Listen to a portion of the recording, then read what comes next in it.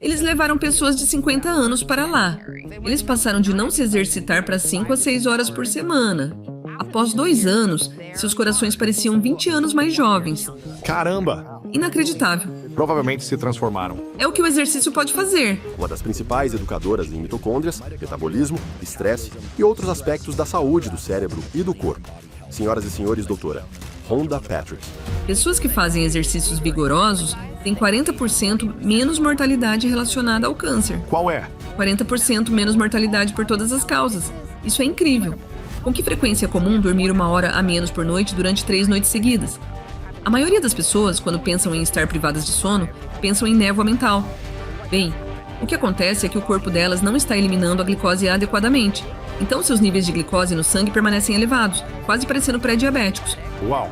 Há um efeito acumulativo chamado dívida de sono. Dá pra compensar essa dívida? Então, a boa notícia é... Bem-vindos de volta a The School of Greatness em português. Estou animado com nossa convidada, a inspiradora doutora Rhonda Patrick.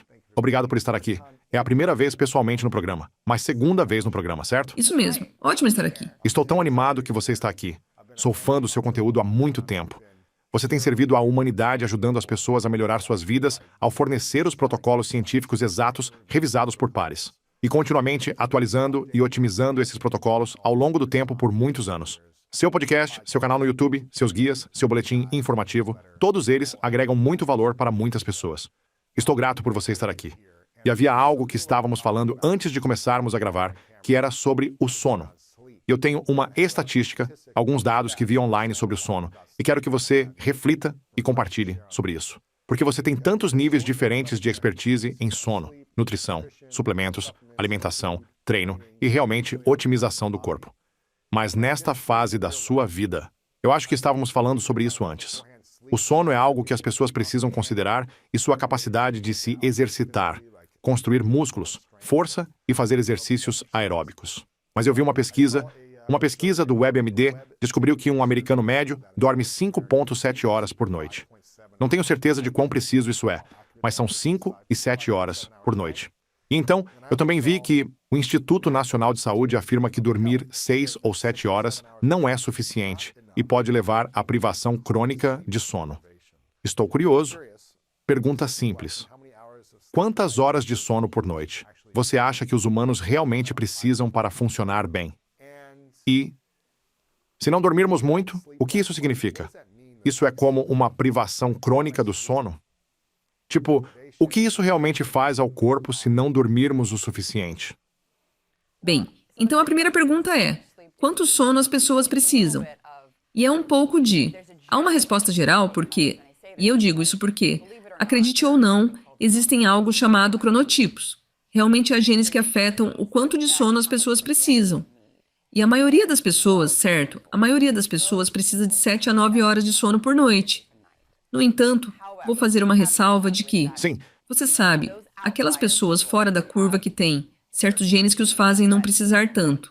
E eles podem realmente funcionar bem com menos de 7 horas.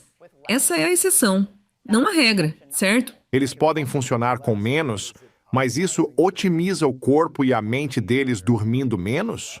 É realmente interessante porque tem a ver com o ritmo circadiano deles. Este relógio de 24 horas em que nosso corpo está, e todas as nossas células, nosso metabolismo, nossa produção de neurotransmissores, nossa produção de hormônios, tudo e quando esse ritmo circadiano é interrompido, as coisas meio que saem do controle. O ritmo circadiano deles tem uma diferença fundamental. É um pouco diferente. E por causa disso, eles podem realmente ser mais saudáveis.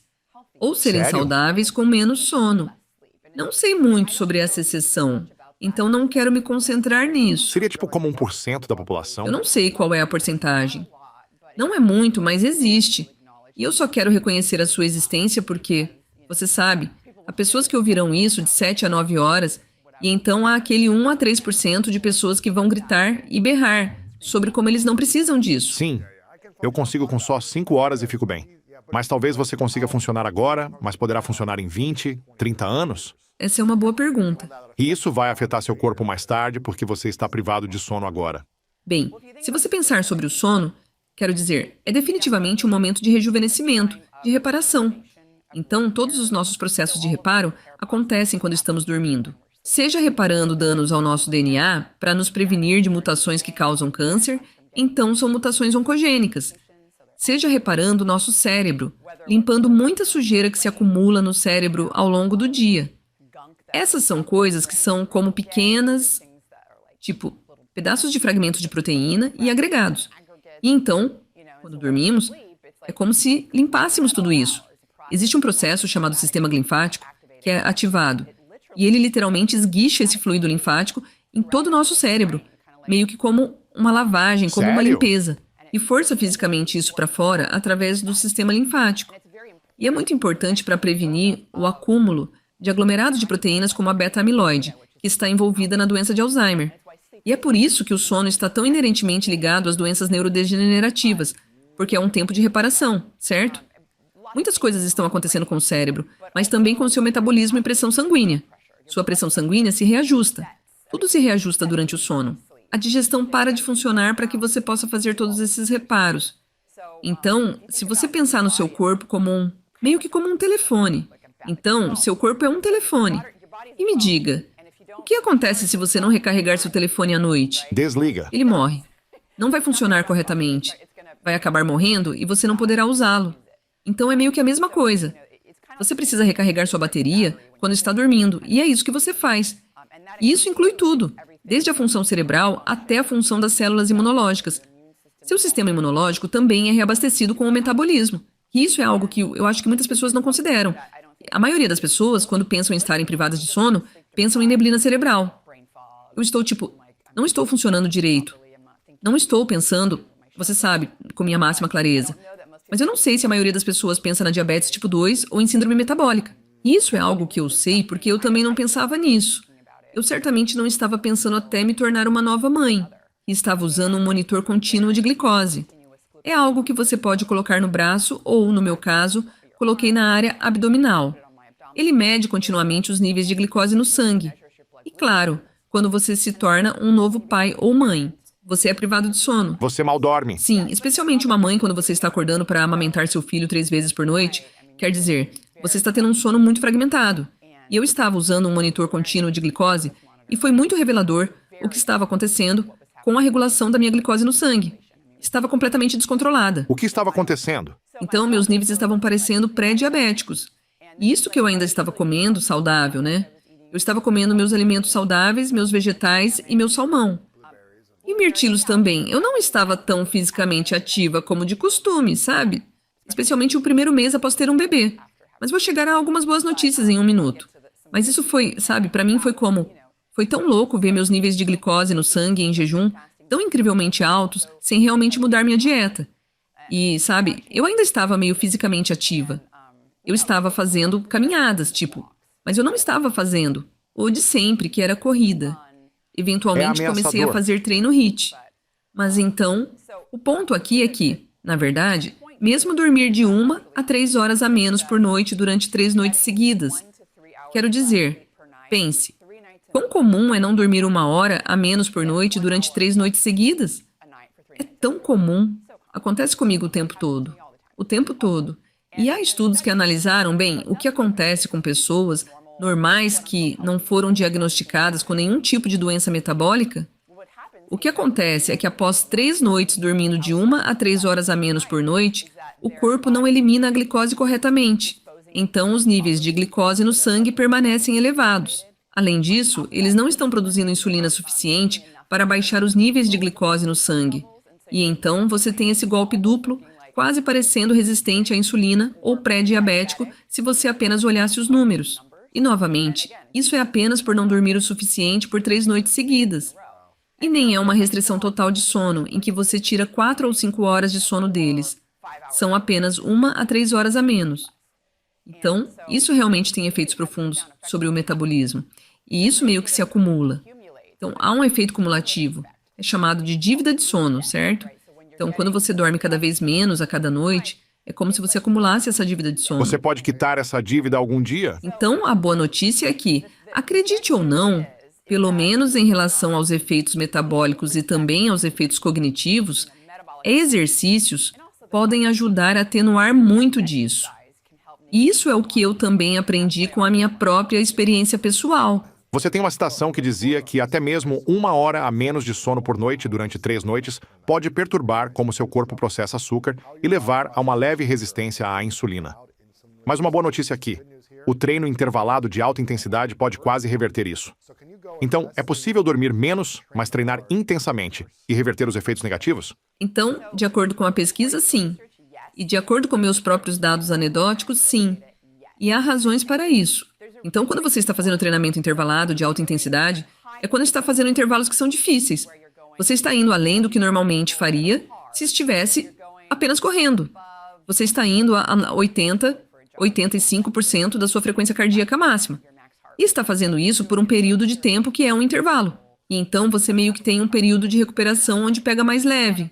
Então você está fazendo muitos exercícios de alta intensidade, onde durante esse intervalo não consegue falar porque está se esforçando demais. Então esse é o verdadeiro teste aqui. O que acontece quando você está se exercitando muito assim é que está forçando seu sistema de energia a utilizar apenas glicose. E o que acontece é que você utiliza apenas glicose e produz um metabólito chamado lactato. E todo mundo pensava que o lactato, esse metabólito que você está fazendo quando está se esforçando, é isso. Sabe, resíduo, subproduto, não é útil. Acontece que está muito, muito errado. O lactato em si não é usado apenas por outros tecidos. Então, quando você está produzindo lactato, seus músculos estão produzindo lactato porque estão usando glicose. A razão pela qual eles estão usando glicose é porque seu corpo não consegue levar oxigênio para o músculo rapidamente o suficiente para usar oxigênio, como energia, basicamente. Então, basicamente, você está produzindo esse lactato e usando glicose em vez disso, certo? E o lactato, então, é transportado para o cérebro, coração e para o fígado. E não é usado apenas como uma fonte de energia energeticamente muito favorável. É também chamado de molécula sinalizadora. É como o seu músculo se comunica com outras partes do corpo, inclusive retornando ao próprio músculo. E o que o lactato faz é sinalizar para as células: ei, faça mais disso ou faça menos disso. E o que ele faz para o músculo é que o músculo está dizendo: estou consumindo muita glicose aqui porque essa é a única energia que posso usar. Preciso encontrar uma maneira de conseguir mais disso. E assim o lactato sinaliza para o seu músculo para fazer transportadores de glicose, e mais deles aparecem. Os transportadores de glicose estão meio que abaixo da superfície do músculo, ou não estão permitindo a entrada de glicose o tempo todo. Mas quando o lactato aparece, eles vão para a superfície do músculo e simplesmente permitem que muito mais glicose entre. De onde eles estão obtendo essa glicose? Bem, a glicose vem da sua comida ou da gliconeogênese, o processo de fabricação de glicose a partir de outros materiais como o glicerol, por exemplo, ou aminoácidos. Mas está retirando isso de gordura visceral ou mais dos alimentos que você acabou de consumir? Normalmente é dos alimentos ou glicogênio, armazenado como glicogênio. Mas o ponto é que esses transportadores de glicose que chegam ao músculo permanecem lá por cerca de 48 horas. E então, toda a glicose que você está consumindo nos próximos 2 dias é absorvida pelo seu músculo de forma muito eficaz. E então o efeito líquido é que este treinamento intervalado de alta intensidade é remover essa glicose da sua corrente sanguínea e levá-la para seu músculo. E voltando à história do sono, e há vários estudos mostrando isso, pessoas que fazem treinamento intervalado de alta intensidade antes de estarem privadas de sono, ou fazem depois de estarem privadas de sono, não importa se você está fazendo dentro de uma janela de 48 horas ou algo assim. Dormindo menos, o que acontece é que sua regulação de glicose é reajustada, certo? Você está causando esse estresse no seu músculo para produzir mais esses transportadores, e assim a glicose é absorvida melhor. E também afeta a sinalização da insulina. Então, há muitas outras maneiras que isso acontece. Então, digamos que se eu sei que vou dormir menos esta noite, vale a pena dizer que vou fazer um treino intervalado de alta intensidade 6 horas antes ou pela manhã. E realmente me esforçar bastante por esses 30 a 45 minutos, sabendo que vou dormir menos e vou precisar estar bem no dia seguinte. Digamos que terei muitas reuniões e estivesse correndo por aí, viajando, e vou estar sofrendo de mudança de fuso horário. O que isso fará para sua mente ou seu corpo no dia seguinte? Então, esses estudos já foram realizados. E com relação ao metabolismo, sim, fazer isso antes, com certeza vai afetar. Agora, se você está falando sobre cognição e função cerebral, eu diria, infelizmente, você vai querer fazer isso no dia seguinte, após ter ficado sem dormir, antes da sua reunião. Você acorda privado de sono e depois que deve fazer? Logo depois. Sério? Sim, logo depois. Mas você já está exausto. Tipo, para onde estou indo? Esqueci minhas chaves. Tenho que voltar. Eu estou tipo, acorda. Eu vou dormir agora. Mas você tem 10 minutos? Porque é isso que foi mostrado. 10 minutos de treino intervalado de alta intensidade podem melhorar o fluxo sanguíneo para o cérebro, melhora a memória e a cognição. E levou apenas 10 minutos para fazer isso. Uau. Então talvez não os 30 minutos, mas 10 minutos. Não como CrossFit. Nada muito intenso. Uma coisa mais difícil que você geralmente faz quando está no seu auge. Mas tipo 10 minutos, certo? Por 10 minutos faça um pedal ou qualquer coisa. E faça por 10 minutos. Seja qual for seu programa. Eu faço o tempo todo. O tempo todo. Está sempre privada de sono. Bem, se eu estiver indo para a Flórida, Claro. moro na Sim. Califórnia e tenho que dar uma palestra às 8 da manhã, que são 5 da manhã no meu horário. E já estou privado de sono por causa da viagem, certo? Eu vou me levantar e fazer um treino logo pela manhã, antes da palestra, mesmo que já seja bem cedo para mim. Está cansada? Estou cansada e é a última coisa que quero fazer, mas são 10 minutos. Sério? Vou sentar e tomar um café por 10 minutos? Ou treinar, que vai ser melhor? Café parece melhor. Ambos. Eu tomo o café antes do exercício. Aquele café parece muito bom quando você está cansado. Então, quanto tempo dura? O efeito positivo disso? Se você está privado de sono na noite anterior, acorda. Tem muita coisa acontecendo, mas está cansado, precisa acordar e começar. Você faz um treino de estilo HIIT de 10, 15 minutos. Quanto tempo isso vai te fazer sentir acordado? Ou sentir-se atenta e ligeira? Quanto tempo esse efeito duraria? Provavelmente depende de muitos outros fatores também. Vou te dizer isso. Você mencionou fazer o treino HIIT no dia anterior à sua ida, em que sabe que vai estar privado de sono, certo? Vai se cansar e depois ainda ficará cansada. Mas sabe de uma coisa? De certa forma, eu tô falando tipo, eu falei sobre fazer isso bem antes da sua reunião, ou do seu podcast, ou seja o que for. Você tem que estar preparado, certo? Principalmente porque é quando você realmente é o ápice, certo?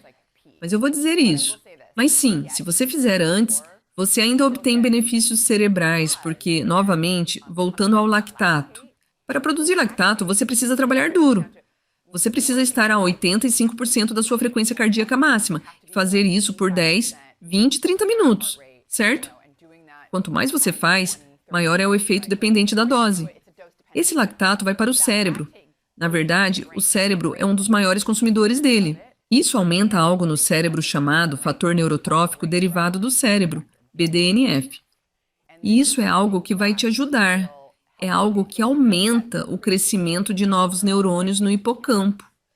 Aumenta as conexões entre os neurônios, certo? Então realmente vai ajudar com a memória de longo prazo e a memória de curto prazo também. Isso também melhora algo chamado neuroplasticidade. Ou seja, é a capacidade do seu cérebro se adaptar a um ambiente em mudança, certo? E isso é muito importante. À medida que envelhecemos, nosso cérebro se torna menos plástico, menos adaptável. Você não pode ensinar truques novos a um cachorro velho, certo? Você já ouviu isso? É algo assim. Seu cérebro é menos adaptável. Bem, neuroplasticidade é algo que você quer manter ao longo da idade. E o fator neurotrófico derivado do cérebro regula isso. Então, por que você está obtendo aquele fator neurotrófico derivado do cérebro? E houve uma variedade de estudos que realmente mostraram que você o aumenta com um exercício particularmente vigoroso.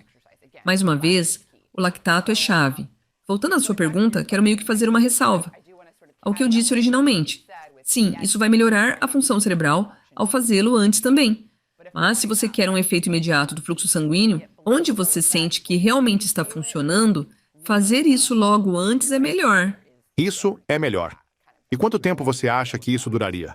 Tipo, se você vai de Los Angeles para a Flórida em um dia, dorme 4 ou 5 horas por noite, precisa acordar cedo, faz exercício, tem seu discurso, como você pode ficar bem até o jantar?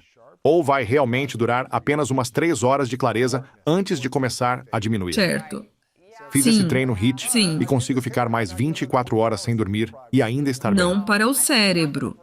Sim, Para o negócio da glicose vai durar. o corpo, não o cérebro. Não o cérebro.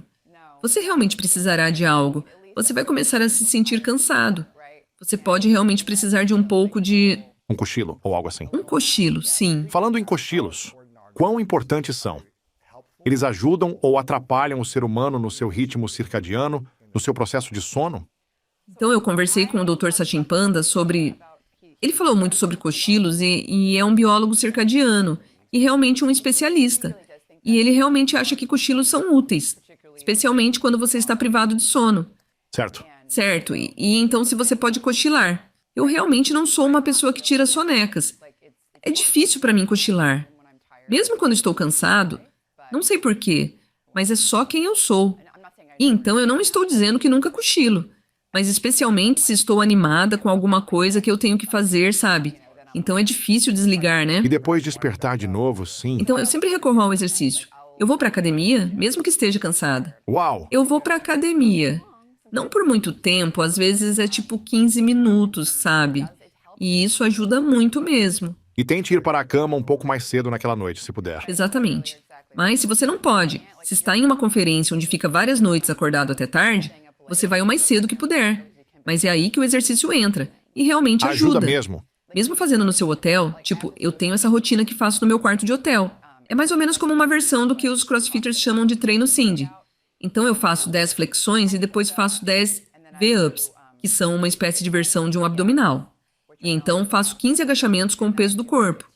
E faço isso repetidamente por cerca de 10 a 15 Com minutos. descanso ou sem descanso? Sem descanso. Só continua. São 10 minutos. Sem parar. Sim, eu vou de um pro outro. Tipo, eu retomo o meu fôlego por 1 minuto, mas a recuperação é bem rápida. Sim, Talvez sim. 20 segundos, sabe? Tipo, Você não é mantém comum. sua frequência cardíaca alta o tempo Eu todo. mantenho minha frequência cardíaca alta o tempo todo e geralmente, como em muitos casos, só faço 10 minutos. Como se fosse um treino rápido no quarto do hotel, onde só preciso fazer algo rápido. Mas funciona mesmo. Sério? Um treino Cindy, sim. Isso também gerará lactato? Sim, com certeza. E onde você sente isso? Você pode medir isso, mas a frequência cardíaca é uma boa forma. Então eu uso meu Apple Watch, certo? E se você chegar sabe, 85% da sua frequência cardíaca máxima, 80 a 85%, é muito provável que você esteja produzindo lactato. Você está criando isso. Como é a sensação de ter lactato no corpo? Queimaduras. Está queimando. Queima mais no grupo muscular ou mais nos pulmões? Eu sinto isso no grupo muscular quando estou fazendo coisas como agachamentos com o peso do corpo, andando de bicicleta ou fazendo flexões. Você sente que está queimando. Parece pesado. Parece que dói. É doloroso. Sim, quero dizer, Sim. até mesmo, sabe, fazer agachamentos com o próprio peso é ótimo. Saiu um estudo não sei, foi há cerca de 6 meses que foi mostrado que fazer 10 agachamentos com o peso corporal a cada 45 minutos, durante um dia de trabalho de cerca de 8 horas, era melhor para a regulação da glicose, do açúcar no sangue, era melhor do que uma caminhada de 30 minutos. E eu cronometrei. Levei 27 segundos para fazer 10 agachamentos com o peso do corpo. São como lanches de exercício, certo? São coisas que você faz. É uma ótima maneira Sim. de quebrar o tempo sedentário. Então, quando você está sentado no seu escritório, por várias horas seguidas, você fica sedentário. E é interessante porque tem havido muita pesquisa que surgiu nos últimos anos sobre os sedentários. E eu sempre costumava pensar que ser sedentário era só não ser fisicamente ativo. E às vezes eu ainda uso essa palavra. Digo, você está sedentário. E é verdade, que quando você é sedentário, você não é fisicamente ativo. E isso é utilizado quando você está fazendo um estudo e categorizando alguém no grupo, certo? Mas você pode ser sedentário e ainda assim ser fisicamente ativo. Então, como eu fico muito sentada quando estou no meu computador, pesquisando algo, lendo estudos, estou no meu computador ou quando estou fazendo um podcast, estou sentada, eu fico sentada por várias Uau, horas, sim. certo? Isso é tempo sedentário. E isso tem sido mostrado como um fator de risco independente para certos tipos de câncer. Uau. Independentemente de sua atividade física, o que é interessante porque faz você pensar, uau, se não me levantar e fazer, sabe, 2 minutos, 3 minutos, tipo, você faz alguns polichinelos ou alguns agachamentos ou algo assim, onde você está se exercitando fisicamente e você faz isso por alguns minutos e interrompe seu dia de trabalho. E o que é realmente interessante é que há estudos mostrando que, se você faz esses lanches de exercício, digamos assim, de forma estruturada, onde você decide, ok, eu coloco um alarme a cada 45 minutos, vou levantar e fazer 10 agachamentos com o peso do corpo. Ok, isso é um lanche de exercício estruturado. Bem, algumas pessoas têm lanches de exercício não estruturados. Então, digamos que elas trabalham no 4º andar de um prédio de escritórios. E subiram as escadas. Eles correm pelas escadas. Correm as escadas e eles aumentam a frequência Vamos cardíaca, lá. certo? Então, há grandes estudos. Interessante, correndo? Sim. Não Sim. apenas dando uma caminhada nas escadas. Não. Mas ainda é bom só caminhar nelas, né? Deixe-me definir a corrida, porque se estamos falando de um treinador de corrida, não. Eles não estão fazendo o que um treinador de corrida faria. O que quero dizer é que eles estão indo rápido. Sim. Ok? Estão correndo. Estão Sim, correndo pelas certo. escadas. Eles estão indo mais rápido do que apenas andando. Eles não estão correndo no sentido técnico da palavra. Obrigado por apontar isso, porque as pessoas podem pensar que estamos Sim, loucos. claro. Eles não estão correndo de jeito nenhum. Eles Você estão está correndo certo. mais rápido que podem escada acima. Sim, e a frequência cardíaca deles está ficando bem alta. Isso foi medido porque houve grandes estudos que colocaram acelerômetros em pessoas para medir suas frequências cardíacas. E eles descobriram que as pessoas que fazem entre 2 a 6 minutos deste tipo de exercício, vigoroso, não estruturado, têm 40% menos mortalidade relacionada ao câncer. Sério? 40% tiveram uma mortalidade por todas as causas mais baixa. 50% menos mortalidade relacionada a problemas cardiovasculares. Isso é incrível, porque isso aconteceu mesmo com pessoas que se identificavam como não exercitadoras. Elas não vão à academia. Elas não dedicam aquele tempo extra. Elas simplesmente fazem isso. É assim que se exercitam. Elas incorporam isso, sabe, ao estilo de vida. É chamado de atividade física intermitente vigorosa, VILPA. E é meio revelador, mesmo fazendo apenas 2 a 6 minutos. Agora, quando eu dei essas estatísticas, isso foi os 6 minutos.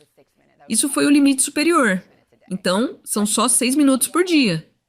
Quem não tem 6 minutos por dia? Às vezes ouço as pessoas dizerem: vou tentar isso uma vez a cada 2 horas, ou colocar um alarme a cada hora na minha mesa e vou levantar e fazer 10 flexões, certo? Ou 20 abdominais, ou seja o que for. Ou 10 agachamentos livres. Parece tão fácil fazer isso por 60 segundos, 5 vezes ao dia. 5 minutos, 60 segundos, 5 vezes por dia. Por que tão poucas pessoas fazem isso de forma consistente? Elas podem tentar por 1 ou 2 dias, mas depois param. Fazer 5 minutos, 60 segundos, 5 vezes por dia. Por que parece tão difícil para as pessoas serem consistentes com esse estilo de movimento? Sim, acho que é uma boa pergunta e se resume a, talvez isso atrapalhe muito o fluxo deles. Eles estão no meio de algo, trabalhando, e você levanta um bom ponto que é que realmente você tem que encontrar algo que você faça consistentemente. É muito, muito importante. E, porque exercício tem que ser parte da sua higiene pessoal todos os dias, certo? Como escovar os dentes. Não é um adicional. Você não adiciona. Você faz. E eu meio que adotei isso, sabe? Recentemente, tenho realmente focado muito em treinamento de resistência, fazendo muito treinamento intervalado de alta intensidade e também não deixo de fazer exercício aeróbico. E é uma prioridade para mim, certo? Quando se tornou uma prioridade para você? Bom, eu sempre fui do exercício aeróbico, tipo uma corredora, então sempre tive essa parte de exercício aeróbico na minha vida. Eu sempre fui fisicamente ativa. Não levantando pesos, né? A musculação tem sido, eu diria que comecei a torná-la uma prioridade por volta de 1 ano, talvez 1 ano e meio atrás. E então, há realmente cerca de 9 meses atrás, é que ficou mais sério. E isso aconteceu quando eu comecei a ter um treinador. Isso me ajudou pessoalmente. Ou indo a uma academia, como uma academia de CrossFit, em algum lugar onde haja uma comunidade, onde você também tem essa responsabilidade. Quando você sentiu que precisava começar o treinamento de resistência? Porque você tem estudado, a saúde do corpo por muito tempo. Quero dizer, você é especialista nisso. Você levou até meados dos 40 anos para dizer: eu vou levantar pesos e fazer resistência e entrar nisso? Por que você resistiu a entrar no treinamento de resistência mais cedo? Então, acho que o que realmente me motivou a priorizar isso mais foi quando comecei a falar com alguns desses especialistas. Especialistas em fisiologia muscular, em síntese de proteínas musculares, você sabe, e em sarcopenia, que é a perda muscular relacionada à idade. E sabendo que eu estava entrando nos meus 40 anos, você sabe, agora está ficando sério, certo? Quero dizer, você começa a... Caiu a ficha de que agora não dá mais para escapar. Sim, parece que é lamentável. Mas para mim era meio que... Bem, eu faço muita, você sabe, corrida, faço muita corrida. E realmente o exercício aeróbico é o mais importante porque vai ajudar com doenças cardiovasculares. E ajuda com a Cardio, saúde sim. do cérebro, ajuda com a saúde do coração e para o câncer. E então, você sabe, uma parte de mim é tipo, eu não quero ficar muito musculosa. Sempre há esse medo no fundo de ficar muito musculosa. Sim, de ficar com grandes ombros, E sim. bíceps, mas claro, é só você não levantar tão pesado ou tantas repetições ou qualquer coisa assim. É só não forçar tanto. Só desacelere. Você Sim. não vai ficar grande da noite para o dia. Certo, mas entrando na ciência com os especialistas como Stu Phillips, Brad Schoenfeld, estes são alguns dos principais especialistas nesta área que realmente me fez entender que à medida que você envelhece, e eu também vi isso, eu vi isso com membros da família e tenho certeza que todos nós já vimos, onde você sabe, os membros da família que realmente não focam no treinamento funcional ou no treinamento de resistência ou em manter, construir e manter músculos. Você sabe, à medida que começam a envelhecer e tem um evento hospitalar ou uma cirurgia. É mais difícil. E então, você sabe, eles perdem tanta massa muscular nas 2 a 3 semanas, 4 semanas, tipo um mês após o evento. Encolhem, né? Sim. E então isso acontece novamente. Certo. E eles nunca ganham isso de volta. Você também não ganha isso de volta quando está mais velho.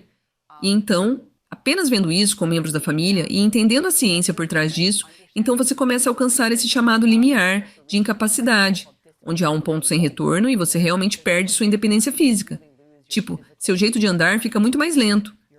Tudo é apenas mais difícil. Certo. E então eu percebi que tinha que realmente me concentrar. Eu tinha que me atualizar também. Então, contratei uma treinadora. Ela é uma ótima treinadora. E você sabe, eu faço muito treinamento de CrossFit, que adoro. Acho que o CrossFit é ótimo. Tem uma ótima mistura de treinamento de resistência, mas também treinamento intervalado de alta intensidade. Ambas as coisas que eu acho que são realmente importantes com base em toda a ciência que li e especialistas que entrevistei nas áreas. E então eu acho que essa foi a principal razão que me levou a isso. Mas você não estava aprendendo sobre isso há, 5, 10, 15, 20 anos atrás também? Como o treino de resistência e construir músculos é útil para a longevidade e para a recuperação e tudo mais também. Sim, você sabe que vou te dar tudo isso. Vai nos levar para outra área um pouco. Você sabe que minha formação principal em pesquisa foi realmente pesquisa sobre envelhecimento. Sim. E, você sabe, há 20 anos eu estava em um laboratório de envelhecimento. E eu me lembro, há 20 anos, mesmo naquela época, você sabe, a restrição de aminoácidos e a restrição de proteínas, como não consumir muita proteína, estava realmente começando a ganhar força nesse campo em termos de melhorar a longevidade, certo? E muito disso vem de estudos com animais. Então, você tem esses estudos com animais onde você restringe a proteína dietética e eles vivem mais tempo. Restringindo a proteína? Sim, menos proteína. Interessante. Mas agora estamos ouvindo algo diferente, né? Certo, sim. Então você ouvia isso há 20 anos numa pesquisa Mas anti-envelhecimento. começou há 20 anos, foi meio que, sabe, o início disso. Mas então continuou ao longo dos anos assim, e ainda assim não está descartado nesse campo do envelhecimento. Muitos pesquisadores Sério? de envelhecimento pensam que, há uma variedade de linhas de evidência que convenceram essas pessoas que estão no mundo da longevidade que você deve limitar sua ingestão de proteína para ser mais saudável. Há um monte de estudos com animais onde eles fizeram essas restrições de proteína e o sistema cardiovascular deles está melhor. Eles não têm tanto câncer. A expectativa de vida deles é estendida, certo? E então, há muitas razões para esses estudos com animais. Vou dizer, no entanto, que tive o Dr. Stu Phillips no programa e ele realmente levantou muitos pontos bons com essa pesquisa, que é que você tem esses ratos em um ambiente estéril. Eles não estão pegando influenza. Eles não estão pegando qualquer doença respiratória, não pegaram Covid. Não estão na natureza. Eles não estão na selva. Sabe? Então eles estão basicamente comendo o dia todo. Eles são meio sedentários e estão comendo, mas não estão, tipo... Numa caixinha? Eles não estão sendo expostos a essas coisas. Eles não estão enfrentando essas crises catabólicas que os humanos enfrentam, que acabamos de mencionar, onde você está no hospital e então você não se movimenta porque esteve doente por algumas semanas, ou teve uma cirurgia e isso continua acontecendo, e você perde toda essa massa muscular e realmente começa a ficar mal, certo? E é um ponto realmente bom, porque é absolutamente verdade. Além disso, esses ratos não são muito ativos fisicamente. E então, se você está consumindo proteína e é fisicamente ativo, a proteína vai para os seus músculos e está construindo músculos. Sim. Certo? Não está ativando todas essas vias no corpo que são conhecidas por ajudar as células cancerígenas a crescerem, como a via do IGF-1 ou do mTOR. O mTOR está sendo ativado, mas está acontecendo no músculo, onde você quer que aconteça. E então, sabe, eu estava um pouco doutrinada nesse campo de De menos proteína menos proteína, sim. e menos músculo. Sim, quero dizer, não era necessariamente menos músculo, mas era como se menos proteína não fosse tão importante. E então, há Sério? muitos dados observacionais. São dados em humanos onde você observa uma correlação entre o que eles comem e qual é o resultado. Então, pessoas que consomem cerca de 20% de suas calorias provenientes de proteínas, especialmente proteínas de origem animal. Olha que interessante, teve um estudo que saiu e mostrou que eles têm, sabe, uma mortalidade por câncer 4 vezes maior. Há 75% mais mortalidade por todas as causas, em comparação com pessoas que comem uma dieta com menos proteína. Mas é uma correlação, não uma causalidade. E alguns dos mesmos autores desse estudo publicaram outro encontrando algo semelhante, mas depois eles analisaram fatores de estilo de vida saudável e não saudável, e o que foi descoberto foi que pessoas que estavam consumindo muita proteína, proteína de origem animal, sem ter fatores de estilo de vida prejudiciais, eram fisicamente ativas, não obesas e não fumantes. Não bebiam ou qualquer coisa assim. Ou consumindo álcool em excesso. Eles realmente tinham a mesma expectativa de vida ou a mesma mortalidade por todas as causas que pessoas que estavam consumindo proteína de origem vegetal ou menos proteína. Então, acho que há muitos fatores importantes envolvidos nessa história da proteína. Por que proteína? Restringir proteína não é necessariamente o que eu penso. Não acho que seja o caminho certo. Então, talvez, se você é uma pessoa realmente obesa que fuma e não vai ser fisicamente ativa, mesmo assim, não sei se você deve restringir muito a proteína, porque ela é um dos principais sinais para construir músculos, certo? Certo. A outra é a atividade física e a força mecânica. Na verdade, essa é a principal.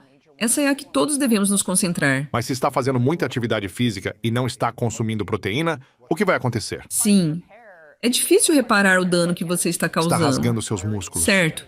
Então você tem requisitos mais altos de proteína, e também acho que muita pesquisa sobre envelhecimento é tudo na perspectiva de, ok, estamos falando de uma pessoa muito obesa que precisa perder peso?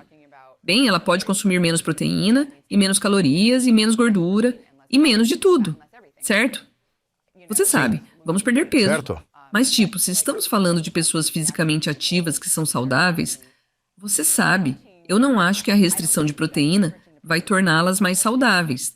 Na verdade, atletas de elite consomem muito mais proteína do que a maioria de nós. E eles realmente têm a maior expectativa de vida. Esses atletas estão vivendo até 5 anos a mais.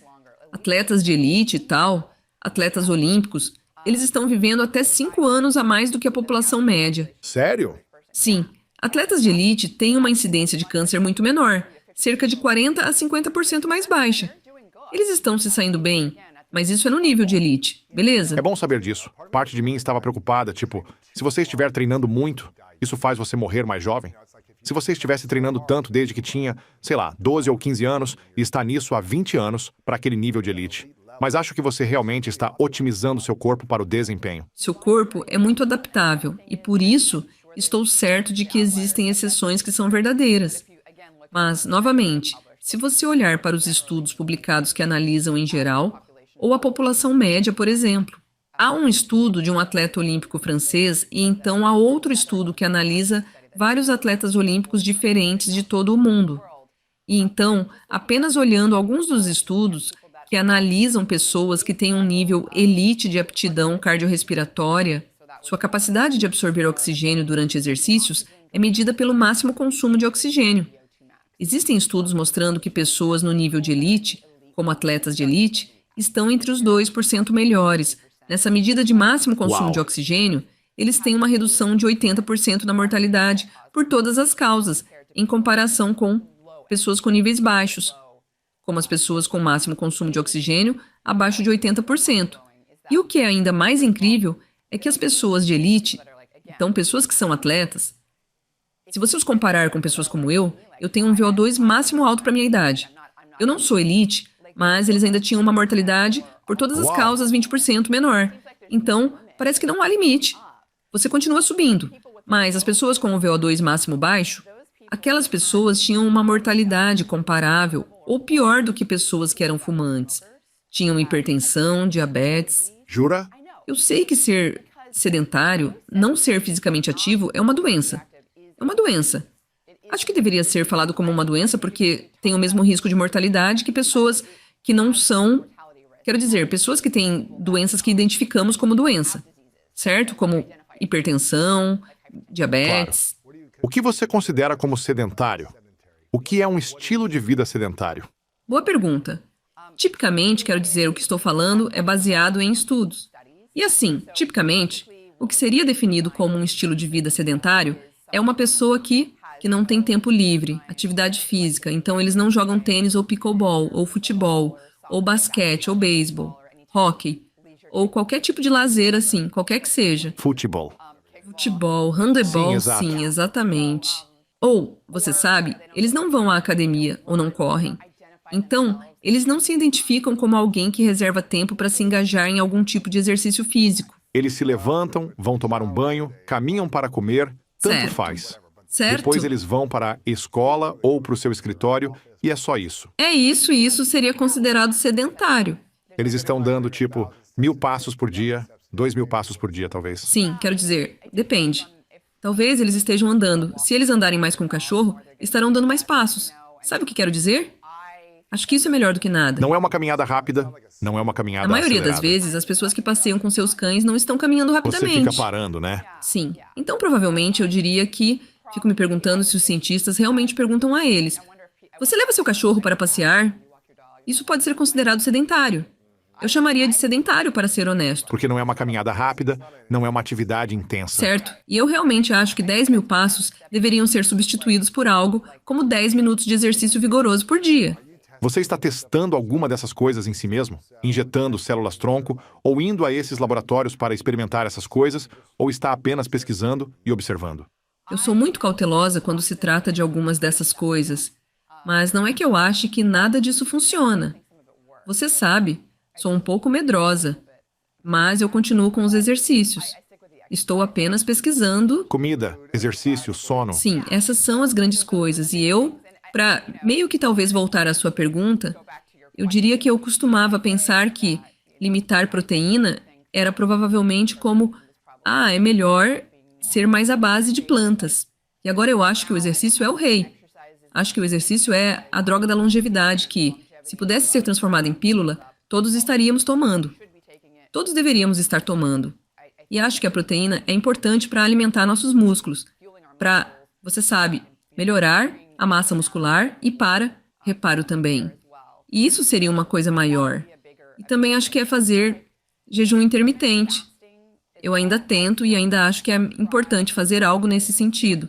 E comer em horários restritos. Porque mesmo no seu discurso que teve com o Dr. Valtolongo, ele estava dizendo que as pessoas pensavam que era 16 horas. Agora é, na verdade, mais de 12 horas de tempo restrito. Está certo? Pois é, eu não sei exatamente de quais pontos ele estava falando, mas acho que a maneira como eu meio que penso sobre isso é que você quer ter um período de jejum enquanto está dormindo, porque se os processos de reparo de que estávamos falando no início deste podcast, estávamos falando que seu DNA é reparado quando você está dormindo. Você está limpando coisas dentro das suas células, pedaços de DNA e células se dividindo que apenas se fragmentaram. Ou a sujeira, sabe? Os pedaços da célula. Como se houvesse toda essa sujeira em nossas células. E há esse processo de limpeza Quando dorme. quando você dorme. No entanto, se você tivesse acabado de comer uma refeição, antes de dormir, sua digestão, tudo isso que acontece por cerca de 5 horas. Há muita coisa acontecendo que desvia a energia disso. É tão bom comer tarde da A noite. energia sai da reparação, pois ainda estamos no modo digestivo. Então, o Cara. modo de reparação precisa ser em jejum. Então, quando você deve parar de comer antes de ir dormir? Tipo, quanto tempo você deve ter antes de ir dormir? Normalmente é 3 horas, o que muitos especialistas, como o Dr. Sachin Panda, chegaram à conclusão. Porque se você pensar, se terminasse de comer 3 horas antes de ir dormir, então nas 2 primeiras horas você estaria terminando o processo de digestão, certo? E depois, o resto do tempo é modo de reparo, certo? É o modo de reparação. Então você quer dar ao seu corpo o modo de reparação. E é aí que eu... Não pode nem mesmo fazer um lanchinho? E quanto a comer alguns amendoins? Isso não vai ser uma refeição, certo? Vamos ser realistas, algumas pessoas realmente levam isso a sério. Elas não querem tomar uma vitamina ou algo assim, mas não se preocupe com isso. Você pode beber água, tanto faz. Tomo minhas vitaminas perto da hora de dormir. Mas você não quer uma refeição completa. Quer dizer, nossa, teve vezes em que eu fiquei tão obcecada com isso, eu cheguei a ir pra cama com fome e com frio. E... Você não dorme bem. E você desperta... Exatamente. Acordo com frio a noite toda e penso... Sério? Bem, talvez eu devesse ter comido alguma coisa. Mas não é bom dormir no frio? O certo não é um quarto escuro e É um frio. tipo diferente de frio. Ficando com os ossos frios. Você fica Não é tipo... como se você pudesse colocar o cobertor e se sentir bem. Está sempre frio. Sim, é como aquele resfriado que você não consegue. Outro cobertor não vai me ajudar. Sim. Então é isso. Então sim, eu direi que decidi não ser tão obcecada com isso. Mas com o jejum também, o que é interessante é que eu realmente acho que muitas vezes o problema que as pessoas podem encontrar é onde estão pulando tantas refeições que não estão consumindo proteína suficiente. E então eles estão se exercitando para garantir que pelo menos estão obtendo esse aspecto de aumentar, sabe, obtendo essa síntese de proteína muscular. Então, se você vai fazer algum jejum intermitente, pode-se argumentar que é bom de vez em quando fazer uma limpeza, estressando um pouco o corpo nesse processo. Mas eu sinto que isso é o que o exercício faz e, na verdade, o exercício vigoroso ativa muitos desses mesmos processos de reparo, como a autofagia. Isso é uma das coisas que acontecem quando você não está comendo. Também acontece quando você está dormindo e não comendo. Verdade. Então, mais uma vez, isso volta ao ponto de que exercícios perdoam muitos pecados. Sério? Muitos? Sim, verdade. Quero dizer, você sabe, a comida desempenha um grande papel nisso. O que você diria que seriam alguns alimentos que você recomendaria para ajudar a ter um sono ideal? Um sono ideal? Tipo, quais 3 a 5 alimentos devemos comer para nos ajudar a dormir melhor? E o que devemos remover para nos ajudar a dormir melhor? Então, tem muita coisa, já foram feitos alguns estudos e isso não é, sabe, eu não lembro os detalhes. Não lembro em grande detalhe, Claro. mas houve estudos que analisaram se você come uma refeição rica em carboidratos no jantar, em vez de uma refeição rica em gordura ou rica em proteína. Tudo o que lembro é que uma melhoraria o sono profundo, mas a outra melhoraria o REM. Foi assim, com esse tipo de mistura, onde é tipo, ok, bem, se eu vou fazer a refeição com alto teor de carboidratos, então pelo menos vou conseguir uma dessas outras. Não lembro. Claro. Esqueci qual é. Faz alguns anos desde que li esses estudos. Mas se você está olhando para o nível de macronutrientes, eu diria isso. Parece que diferentes tipos de alimentos estão afetando diferentes estágios do sono. Interessante. É interessante e também sinto muito por todas as pessoas por aí que querem dizer que é uma coisa ou outra. Vou apenas dizer o que os dados dizem. Eu não lembro qual melhorou o sono profundo, porque honestamente eu não sei disso. Sabe, eu acho que comer sua refeição logo antes de dormir também meio que atrapalha seu sono. Atrapalha seu sono? E acho que isso pode ser ainda mais importante do que o que você está comendo.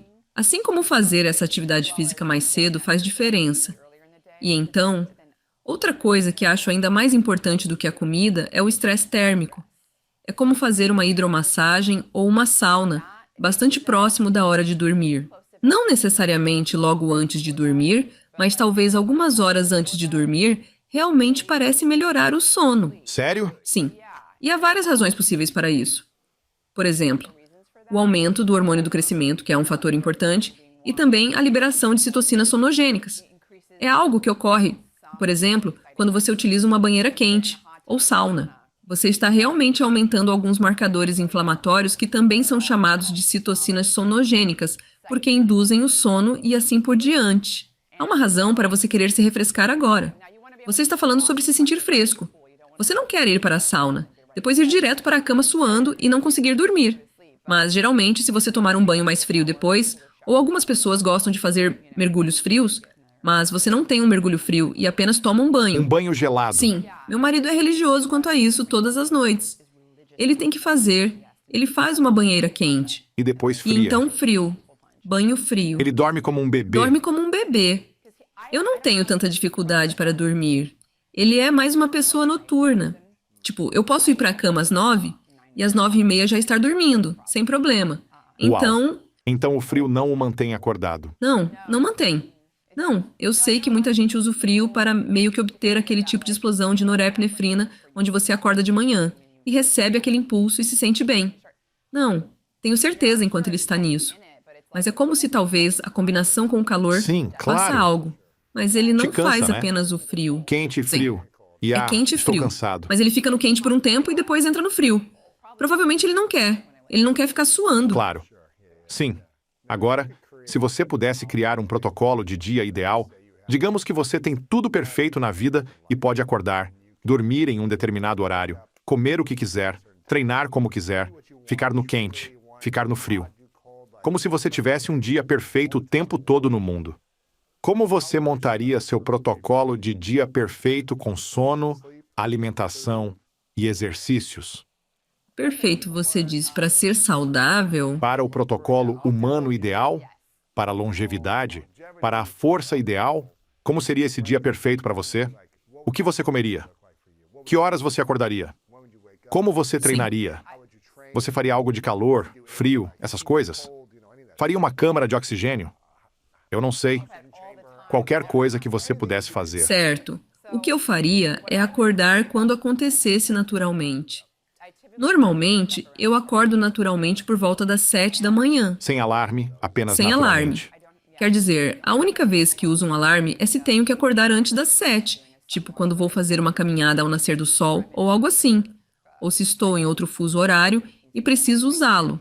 Mas eu acordaria naturalmente, que geralmente é por volta das 7 da manhã. Eu, pessoalmente, gosto de tomar café. Então, eu tomo meu café e, às vezes, eu faço um pouco de um shake de proteína. Ou eu vou fazer ovos. Alguns gostam de ovo, ou algo leve como proteína.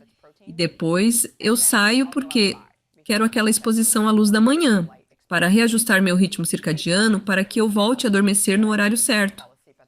A exposição à luz pela manhã é muito importante para esse reajuste.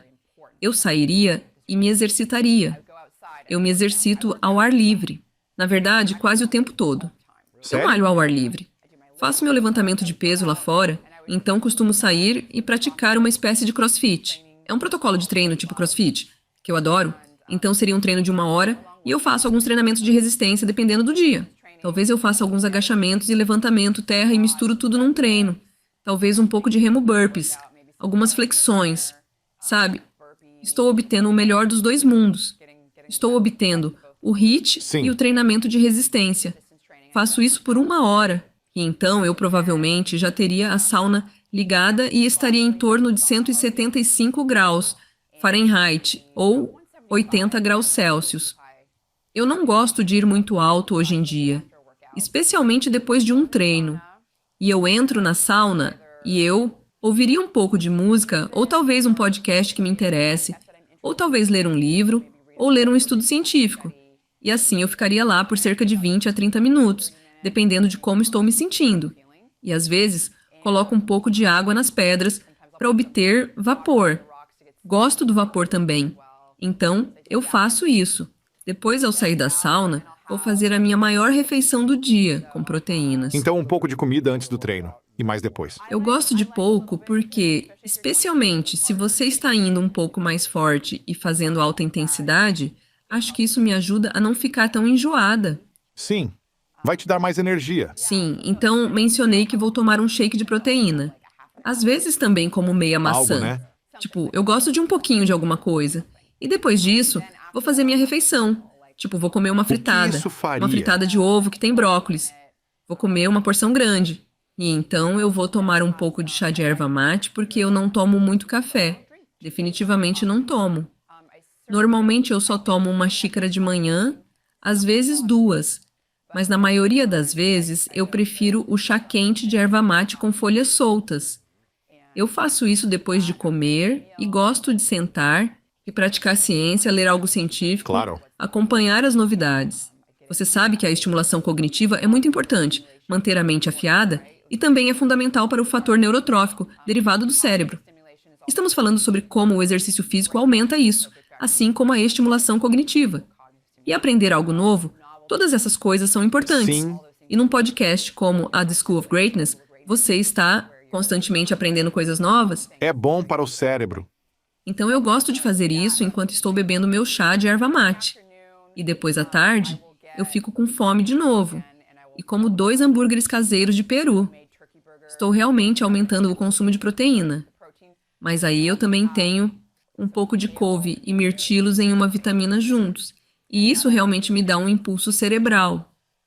Não sei o que é. Acho que são os polifenóis e os mirtilos. Mas não estou sozinha nisso. Outras pessoas também falam sobre isso. Onde, em vez de tomar cafeína no meio da tarde, eu como mirtilos, né? E há estudos mostrando que isso melhora a cognição e a memória ao longo da vida em crianças, jovens, adolescentes e idosos. Qual é a próxima melhor coisa além de mirtilos que te daria isso? Cocovia demonstrou que, então, é um tipo de pó de cacau que tem polifenóis muito semelhantes ao mirtilo. Cocovia? Sim, esse é o nome da marca Ok. que eu uso. E porque o pó deles foi mostrado em estudos clínicos para melhorar o fluxo sanguíneo para o cérebro, melhorar a cognição e a memória em adultos mais velhos. E também a pressão arterial. Foi mostrado que melhora a pressão arterial. Convenci minha mãe e pessoas da minha família a usarem e tiveram melhorias na pressão arterial deles também. Bom, Sim, então é como um pó de é cacau. um cacau em pó sem Não tem sabor. sabor. Você pode usar num. Eu geralmente não costumo colocar no meu smoothie, mas você poderia. Eu geralmente costumo beber como um, especialmente no inverno. Eu gosto de cacau. Então eu coloco cacau com um pouco de água e depois misturo um pouco de fruta do monge ou estévia e apenas bebo isso. Gostei. Apenas água, misture ou bata. Certo? Legal. Sim. Você não quer colocar leite Só ou água. laticínios aí porque isso neutraliza o polifenol. Ele se liga aos polifenóis e aí você não vai ter o mesmo efeito. Leite de amêndoa? Leite de amêndoa é bom. Se você gosta de cremosidade, leite de amêndoa funcionaria. Mas você não quer laticínios. Entendi, beleza. Então estou te contando sobre o meu dia perfeito. Claro. Que eu Sim. posso fazer tudo certo. Então, hambúrgueres de peru, e aí você sabe. Então, eu diria que no dia ideal eu gosto de sair e fazer uma corrida de alguns quilômetros, por volta das 3 horas da tarde. Normalmente eu faço isso quando meu filho está no futebol. É tipo, o que mais eu vou fazer? Sim. Corre por aí. Corro ao redor do campo. E eu amo isso. Eu sinto quando faço aquele segundo exercício. E não é longo. São 20 minutos ou algo assim. Estou fazendo tipo 5 quilômetros. Não é longo. E eu não faço muito forte. Tipo uma marchinha? Sim. É como um ritmo em que eu posso, você sabe, ter uma conversa ofegante. Eu farei alguns intervalos, correrei um pouco mais rápido e também farei alguns intervalos ali, às vezes. Mas eu gosto de fazer isso. Esses são os melhores dias quando eu consigo essa segunda dose de exercício por volta das 3 horas e então é hora de... Vamos ver, tomei algum suplemento de manhã? Não, eu geralmente tomo meus suplementos. Às vezes eu tomo um ômega 3 pela manhã também. Atualmente, eu só tenho feito isso à noite. Então, quando chega a hora do jantar, eu gosto de ter uma boa proteína e depois gosto de ter ou vegetais assados ou uma salada. Então, eu gostaria de colocar mais vegetais e salada. Além disso, também comeria uma laranja ou uma maçã ou algo para sobremesa. E eu sei que as pessoas têm medo de frutas. Eu acho frutas ótimas. Eu só não como frutas o tempo todo. Então eu vou querer isso também. E depois vou pegar meus suplementos. Eu faço muitas vitaminas. Então eu tomo cerca de 2 gramas de ômega 3. Geralmente é uma proporção de 2:1 de EPA para DHA. E então eu tomo os ômega 3, depois vitamina D. Então eu totalizo cerca de 4.000 vitamina D por dia. Então, eu tomo 2.000 vitaminas D em suplementos mais 2.000 do meu multivitamínico. Então, eu tomo um multivitamínico também e depois eu tomo glicinato de magnésio. E depois eu tomo outro produto chamado magnésio, que é tipo um pó que eu coloco na minha água, que eu tomo com todas as minhas vitaminas. E tem tipo uma mistura de sais de magnésio orgânico também. E depois eu tomo ácido alfa-lipoico, que tem mostrado atenuar os produtos finais de glicação avançada. Então, tem tentado reduzi-los. De acordo com estudos clínicos, de fato, pessoas com diabetes tipo 2 têm mostrado melhoria. Então, eu tomo isso e depois tomo benfotiamina, outra vitamina que tem mostrado ajudar com produtos finais de glicação avançada. Isso é um aspecto importante em que estou focado e é apenas uma vitamina B, um solúvel em gordura. Tomo isso e depois tomo luteína, zeaxantina, para meus olhos e tomo Cocten. Provavelmente vou esquecer de mencionar algo, eu tomo sulforafano, que ajuda a desintoxicar muitas coisas terríveis às quais somos expostos, como produtos químicos plásticos como BPA, mas também fatores de poluição do ar. Ele ativa um sistema de desintoxicação muito poderoso em nosso corpo. Então, eu tomo isso também. Onde você acha que estaria sem tomar suplementos? Você acha que ainda seria tão saudável e otimizado como é? Ou é apenas mais um impulso Não, psicológico quero para dizer, você? veja, vou te contar, o ômega 3 é crucial. Sério? Existem estudos que já mostraram que, Ter um índice de ômega 3 baixo é como fumar. Acredita? Minha nossa! Os Uau. níveis de ômega 3 são medidos pelo índice ômega 3. Isso é medido nos seus glóbulos vermelhos. É um marcador de ômega 3 de longo prazo. É um estudo lindo feito pelo Dr. Bill Harris, publicado há alguns anos, com a coorte de Framingham. Ele analisou os níveis de ômega 3 das pessoas, se eram altos ou baixos. Alto seria 8% e baixo seria 4%.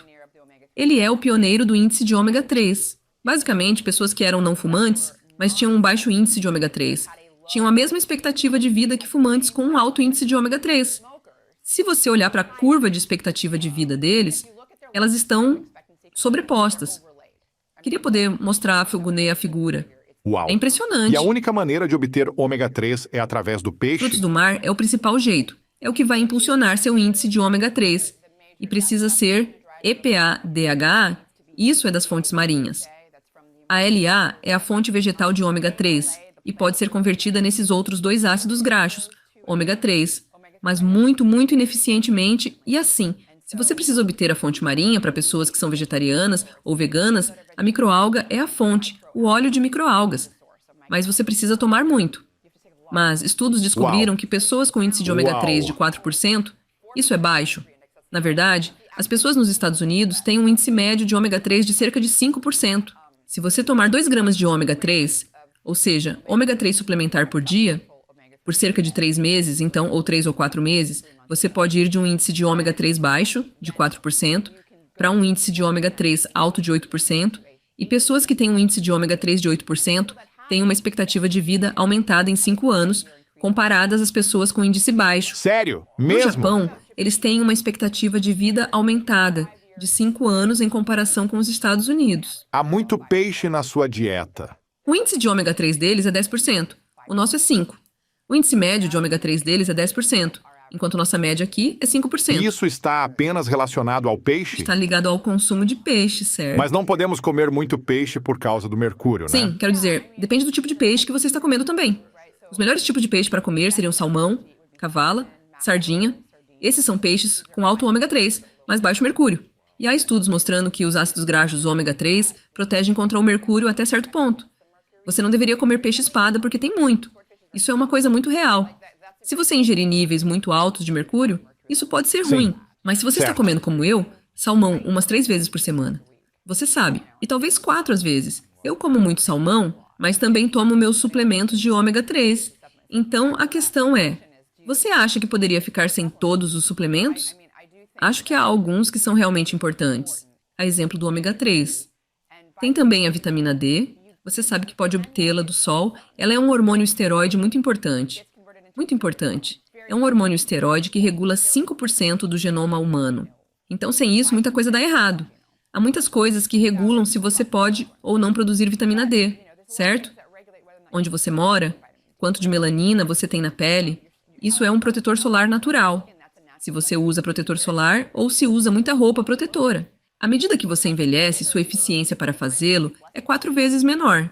Então, são muitas coisas, e é aí que o suplemento entra. Então, cara, eu realmente gostaria de continuar tomando todos esses suplementos, com Uau. certeza. Você tem uma lista no seu site com todos os suplementos que você toma? Eu não tenho no meu site, mas falo sobre isso com meus membros.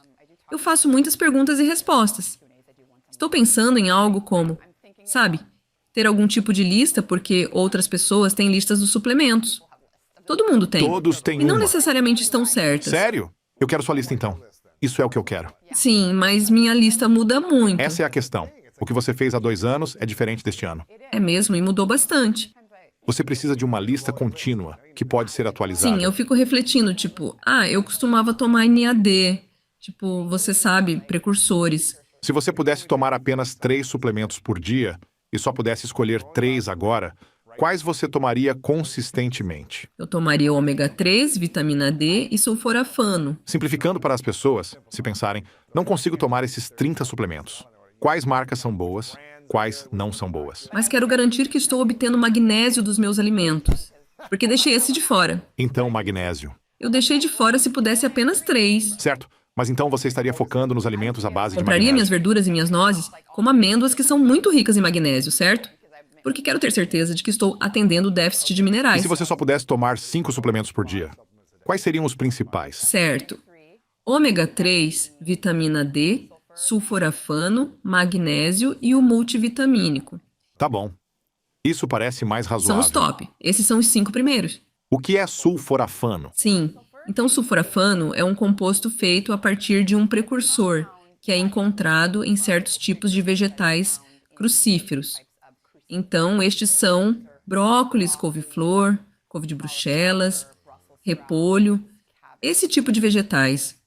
Realmente, o precursor é chamado glucorafanina. E quando você quebra a planta, ao mastigar, ou você quebra a parede celular da planta. E a glucorafanina entra em contato com uma enzima chamada mirosinase, que a decompõe em um composto chamado sulforafano. Portanto, o sulforafano é realmente alto em brotos de brócolis. É 100 vezes maior que o brócolis maduro. Uau! Brotos de brócolis é outra Eu gosto opção. de brotos de brócolis. Eu prefiro apenas tomar um suplemento, mas você tem que encontrar um bom. Então, há alguns bons. Avimacol, Prostafan e Broc. Todos são suplementos de sulforafano de alta qualidade. Mas o sulforafano ativa uma via no seu corpo chamada NRF2. É um grande ativador de muitos genes diferentes em nosso corpo que eliminam compostos tóxicos como carcinógenos. Então, se você está comendo, digamos, bacon, você pode ser exposto a algo chamado aminas heterocíclicas, que podem causar câncer. Bem, ativar o NRF2 através da sulforafano pode impedir seu corpo de obter aquelas terríveis aminas heterocíclicas, certo? Então é muito bom em desintoxicar carcinógenos, mas também outros fatores como poluição do ar, o benzeno que você respira. Estou preocupada com produtos químicos plásticos como BPA, BPS. É muito bom em desintoxicar isso e ele ativa caminhos que são capazes de eliminar o BPA. Torne-o solúvel em água porque você excreta muito BPA através da urina. Por isso, o enxofre é Ok. importante. Incrível. Eu não sei se interrompi você no seu dia perfeito, mas haveria mais alguma coisa? Sim. Então eu tomo meus suplementos e às vezes também gosto de entrar um pouco na banheira de hidromassagem à noite. E então isso seria ao final do dia, relaxando na hidromassagem do lado de fora, sob as estrelas com uma música relaxante, conversando com meu marido e depois hora de dormir. Cara, parece um bom dia. Sim, essa é a minha ideia.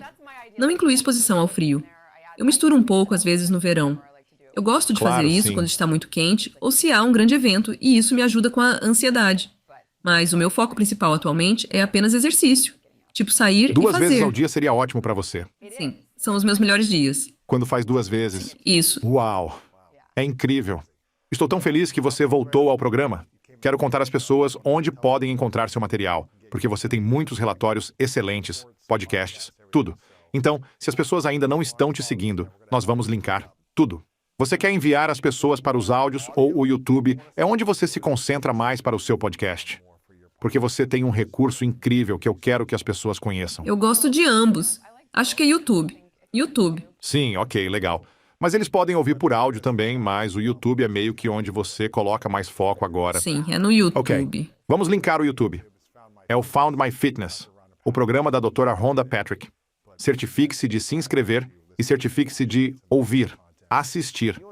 É um conteúdo incrível e você só publica de vez em quando realmente pesquisou um assunto em que você se aprofunda. Por isso, é importante se inscrever para assistir quando sair, porque o material é excelente. E isso está evoluindo, a pesquisa, a ciência. Então, você está recebendo as últimas novidades, implementando-as e depois compartilhando com todos, certo? Certo. E essa é meio que a ideia do porquê da minha jornada de exercícios, onde eu criei este guia de como treinar. Certo. É How to Train. E é como se fosse da minha jornada de entrevistar os especialistas. E então dizer, eu tenho que juntar isso em um guia, mas baseado em protocolos. E eu tenho vários desses guias. Eu vi o guia de treino, o How to Train One. É um guia gratuito? É gratuito, sim, howtotrain.com. howtotrain.com. Desculpe, howtotrainguide.com. howtotrainguide.com. Você tem alguns outros guias também, mas esse realmente descompõe tudo de cada grupo muscular sobre como fazer exatamente o que você precisa fazer para otimizá-lo, certo? Certo. De todo o treino, aeróbica, musculação, HIIT, todo esse tipo de coisa. Com base nos especialistas. Baseado na ciência. O outro que você tem é... De ômega 3 também. Eu tenho um guia de ômega 3. É o Guia FMF de ômega Se 3. você quer aprender sobre os melhores suplementos, está É sobre lá. como encontrar o melhor suplemento de ômega 3, tipo o que importa. E então eu listo 8 marcas diferentes que são de qualidade com base no baixo nível de oxidação, que é muito importante. E a concentração, na verdade, existem muitos suplementos que nem têm a concentração que você pensa. Está tudo no guia. E então, isso é como um guia sobre como escolher o melhor suplemento de ômega 3. Então, vamos linkar esse também. É fmfomega3guide.com. E depois você tem mais um que é para melhorar a memória cognitiva, que é ótimo. Sim, é o bdnfprotocols.com. Esse é o guia de protocolos BDNF. Fala sobre os exercícios fáceis que demonstraram aumentar o BDNF, bem como outras coisas como polifenóis e a quantidade e outros fatores dietéticos que têm mostrado melhorar e aumentar o BDNF. É por isso que eu consumo cocovia. É por isso que eu como mirtilos, porque esses aumentam o BDNF. Não sou fã de mirtilos, do sabor e do gosto, então vou experimentar o cocovia com certeza. Claro, experimente. Eu realmente sinto que você pode sentir um estímulo com isso também. Sério? Absolutamente. Há um pouco de cafeína no cacau, certo? Mas não Sim, acho sim. que seja isso. É o fluxo sanguíneo. É como aumenta o fluxo sanguíneo para o cérebro. E é mais ou menos a mesma quantidade de uma xícara de mirtilos? Ou isso te daria o... A quantidade é uma colher. E acho que está no Protocols Guide. Mas se você comprar o Cocovia, aliás, não tenho nenhuma afiliação com eles. Eu compro o pó. Eles também têm cápsulas. Eu compro o pó e faço uma medida do pó. Há algo sobre estar em líquido quente que meio que vai direto para o cérebro. Sabe o que quero dizer? Além disso, tem aquele efeito tipo café. É como, parece efeito de café. Mas eu faço uma medida, em água quente? sim, e misturo com o espumador. Ok. É como um chocolate quente. É sim. Você tem que adicionar um pouco de stevia ou algo assim para adoçar, pois é amargo.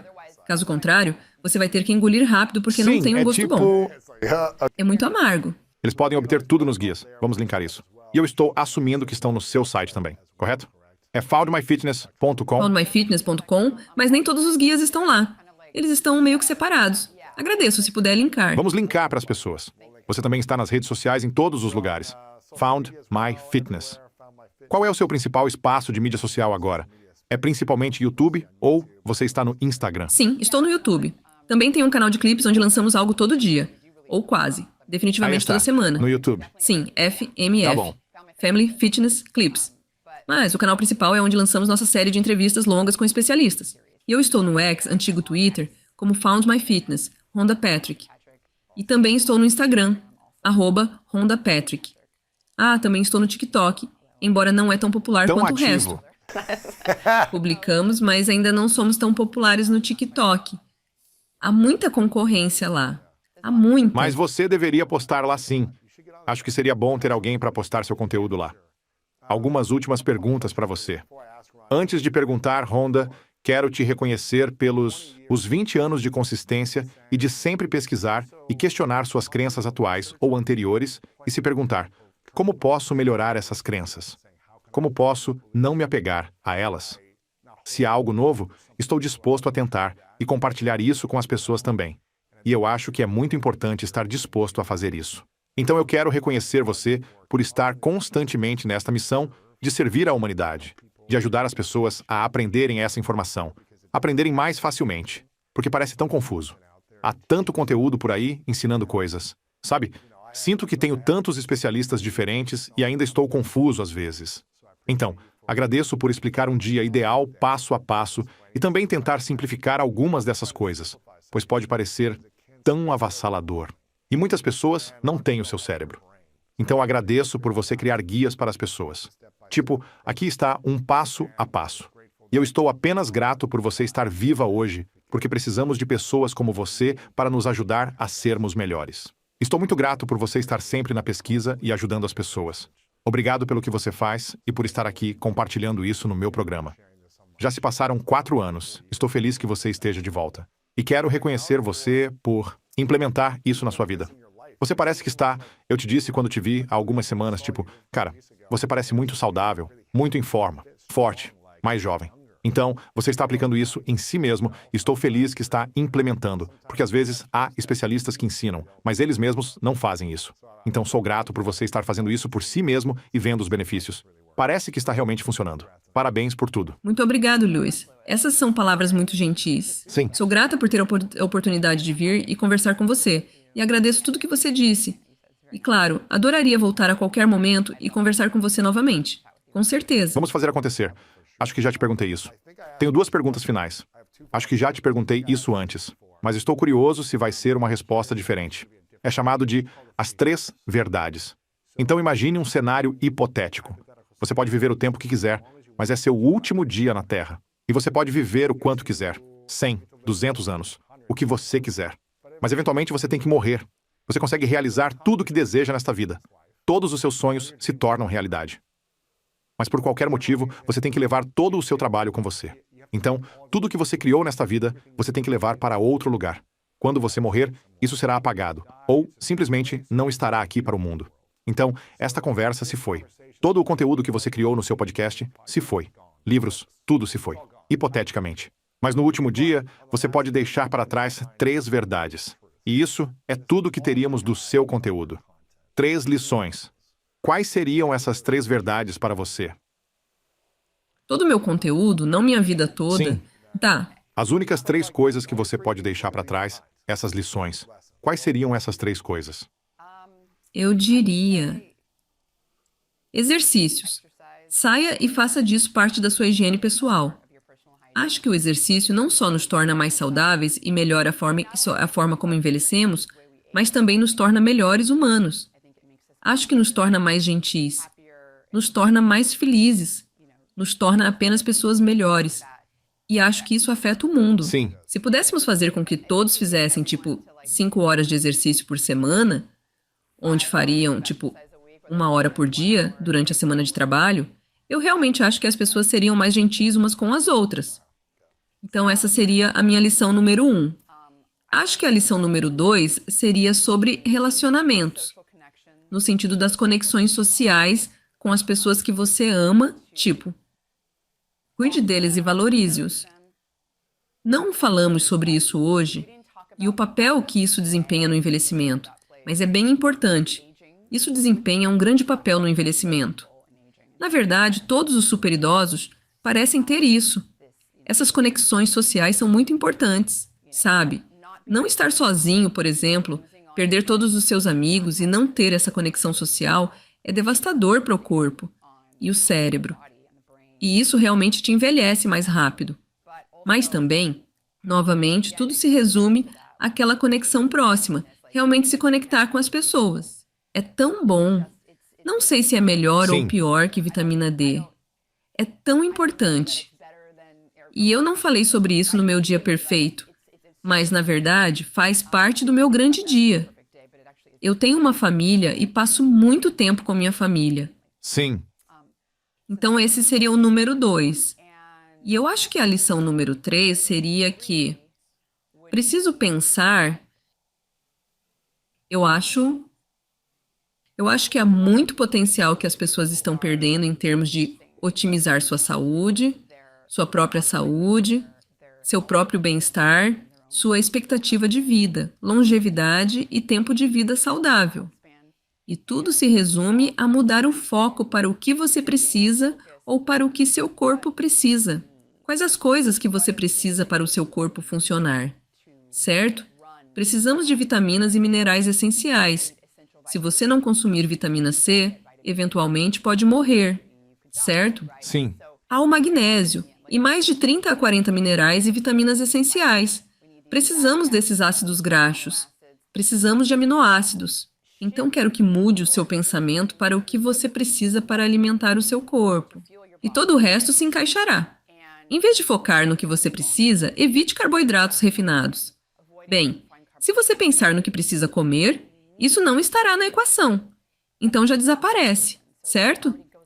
E acho que é uma maneira simplificada de pensar sobre saúde, especialmente nutrição. Sim, ok. Faça exercícios diariamente. Tenha conexões sociais. E foque nos alimentos e vitaminas que você precisa. Sim, a comida e as vitaminas que você precisa para fazer seu corpo funcionar bem. Para otimizá-lo, né? Isso é lindo. Eu amo essas verdades. Simples. Última pergunta. Qual é a sua definição de grandeza? Eu sei que essa é difícil.